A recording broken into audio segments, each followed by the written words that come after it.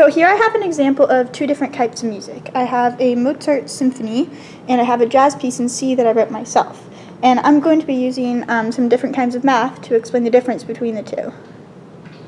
So even though both the pieces sound pretty similar, these eighth notes right here are going to be played in different ways. These eighth notes in symphonies and most other kinds of music except jazz are going to be played straight. So all of them have the exact same amount of time. So here it would be da da da da da.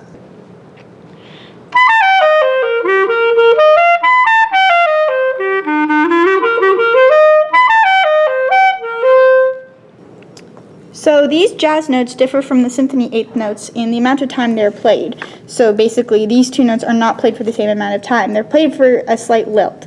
But the time that each note is being played is hard to figure out, kind of, and we can use math to help us. So for this, I'm going to pretend that one beat, so 1/4 of a measure, is 100, let's say.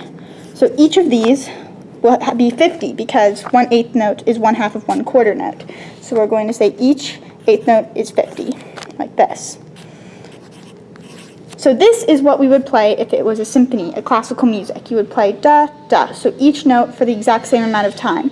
But for jazz, we're actually going to divide these into threes. So a lot of people think you divide it into fours. So if we say 25, these further split off into 25 and 25. So these are 16th notes. A lot of people think when playing jazz that what you're going to want to do is group the first three notes together. That's a 5, whoops. And then this last note, so it'll be da, da, da, da, da. But that's actually not true. That would be a dotted quarter eighth in symphony music. So actually, I'm going to draw a new one over here. What you want to do in jazz is divide them into three. So you're going to have a triplet.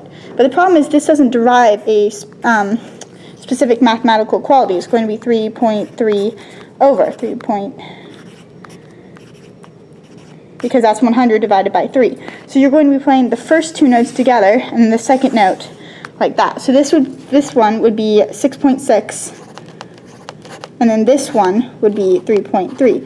So these numbers go on for others. So it's kind of just up to having the feel of the music to be able to really hear it. And it's a lot harder than some people think. So this would be da da da da da da instead of da da da da da da. That's more of a classical music feel, and this is more of a jazz feel right here.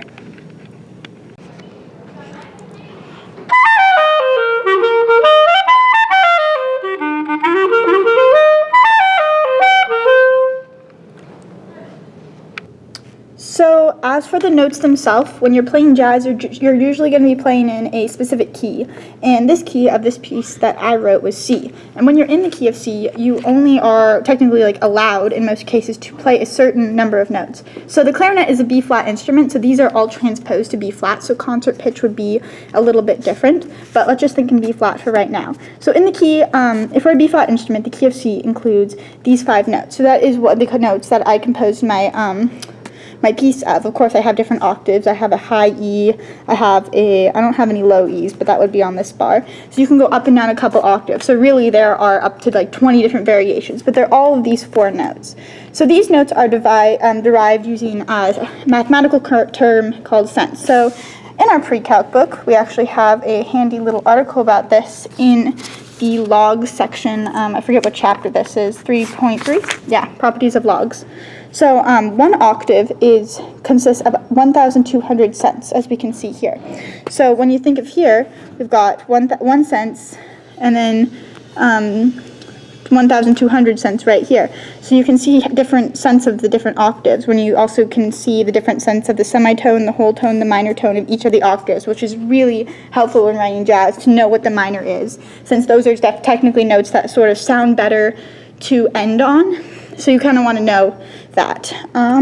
So here we can actually derive the difference in the sense between two notes by this formula, which is, here it is right here, which is n equals 1,200 log 2 8 over b.